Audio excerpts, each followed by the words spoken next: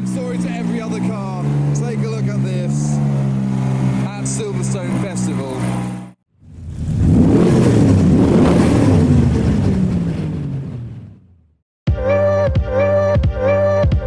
Hi Madam C and welcome to the BG Giveaways Volkswagen Jetta. It's got a Golf front end, Golf GTI engine, and I'm heading to Silverstone Classic and I'm running late. But I need to be spirited but safe, because this is where I recently got pulled over around these roads and police are on it when a car show is on. Come on someone's mum, come on. Right, listen to the punchy gear shift, we're gonna do it. It's so musical. Right, that's 70. This is where Mr. and Mrs. policeman officers like to camp out. Must only be the Ford shows that they bother with. Oh, so here we are with 5 minutes to spare due to my excellence. So this is me for the day. Just want to show you something about this sunroof. It really amazes me how that visor just pops down when it gets to a certain spot. There we go. And closed. So here's a first look at the Jetta. Obviously, as I said, it's got a Golf front end, but is a four-door Volkswagen Jetta from 1989. And you can win this car from this video sponsor, BG Giveaways. But we're here to look around at all the race cars that you can hear. Maybe go on the Ferris wheel and see if Jeremy Clarkson's popped up. I would be happy to oblige. Why are you vandalising our Porsche? And this is why I love the 924. Turn the headlights on and...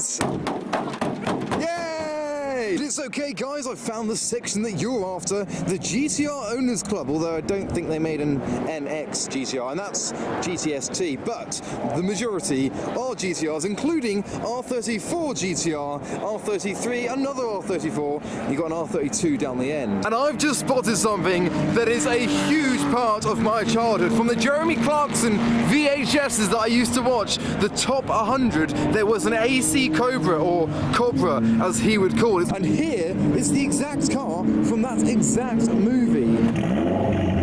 So that is the Lotus V8 found in the Esprits with 2 turbochargers built in the year 2000 by AC Cars. Genuine Cobra. They only made 2 of these, the 212 SC. But this is the retro one that I completed a few years ago when I took my Cobra here. There is another Dax over there that's taking part. The FTO seems to have had a flat, but he's still going like a trooper. I'm chuffed. Like literally childhood makes up what you grew up to be, and my childhood was filled with Jeremy Clarkson VHSs with Cozzies. He'd love an Escort Cosworth. I think he owned one, didn't he? And that Cobra was the car in the video that I'd watch all the time. What is going on here? Hey ladies, I'm a pilot, I fly planes, and I'm welcoming this next section. So we've got a BMW Z3 made to look like a 250 short wheelbase. This is meant to be a 288 GTO, but I believe it once was a Ferrari 308. And here is another Z3, this one made to look like a vintage Maserati, inspired by the 3000S race cars of the days. With that yellow nose cone, certainly looks the part. Okay, now this is special. RS200 Owners Club, but this is just blowing me away. This is a genuine track car for the circuit, not a rally car, but it's still an RS200. Inside is completely stripped out, just the one seat, and it's a lot flatter, a lot wider than a standard RS200. That is quite something. Oh no, the police have turned up in their RS200s. You can't get any more. A police car, liveried RS200 arrives at the show. I'm gonna have to count them because this has never been seen before, not in recent years at least. This is RS200 number 18 of the section, and these are all genuine Ford RS200s. But whilst I don't think I can top what I've seen already, I'm heading over the bridge to the bulk of this show. So we have Lotus, and the Retro Run is taking part on a parade on the circuit. There is the Cobra.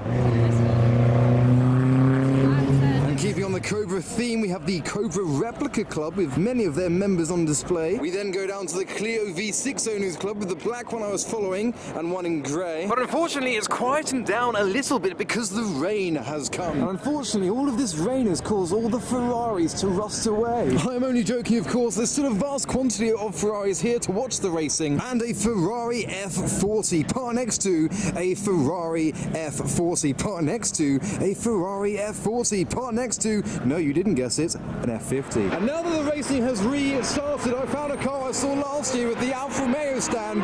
It's an MX-5 that's been turned into a homage of an Alfa Romeo Spider. Even the wheels and the rear lights that have been crafted into it, as well as a steering wheel, even that vent. But the reason we had a lot of silence recently was due to the Aston Martin parade. Now obviously racing has started again, so I'm going to walk through the Astons and towards my favourite section, the TVR Car Club, with an extremely special car to show you. So initially you may think we're looking at a TVR Cigaris, but you'll notice it's convertible.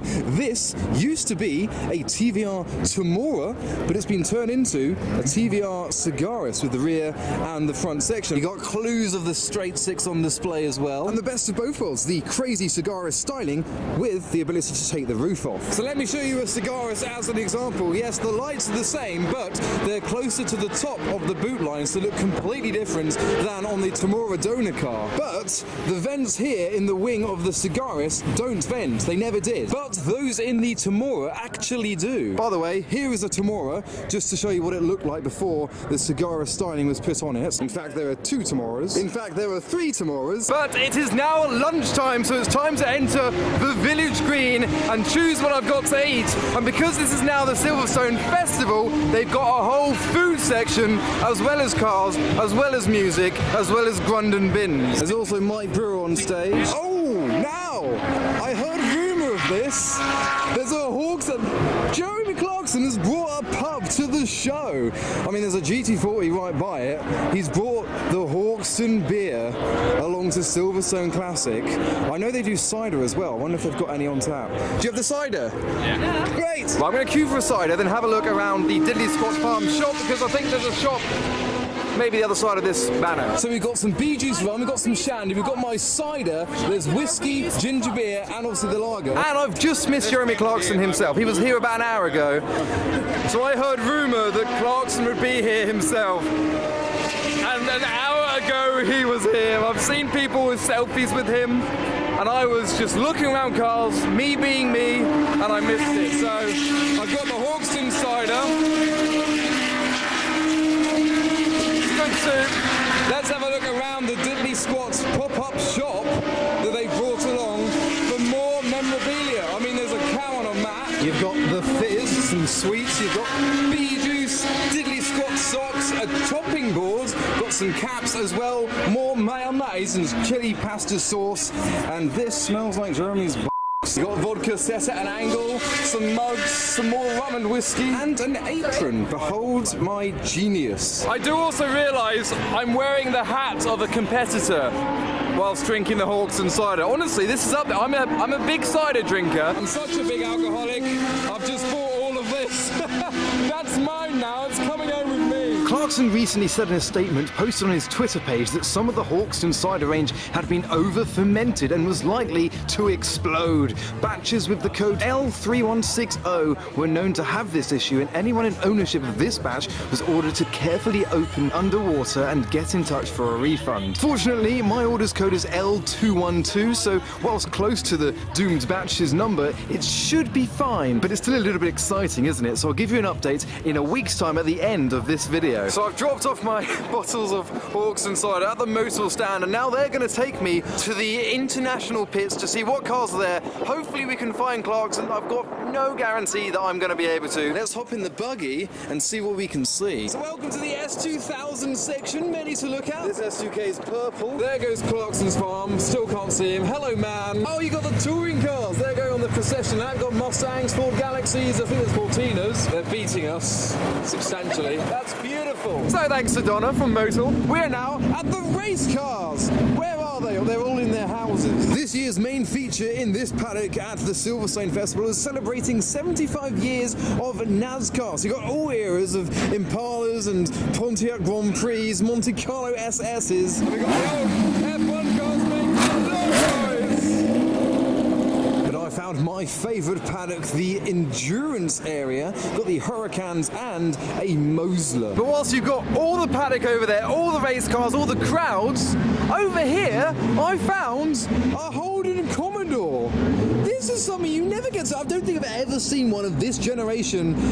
And in this country, that's a rarity. Holden Commodore race car just tucked out the way. Look how mint that interior is. But I was just leaving the paddocks when I stumbled across a Ferrari F40 and a van in the way. I'm gonna get crushed. And we're about to be treated by a startup. I'm gonna need to get some pictures of it before it goes anywhere.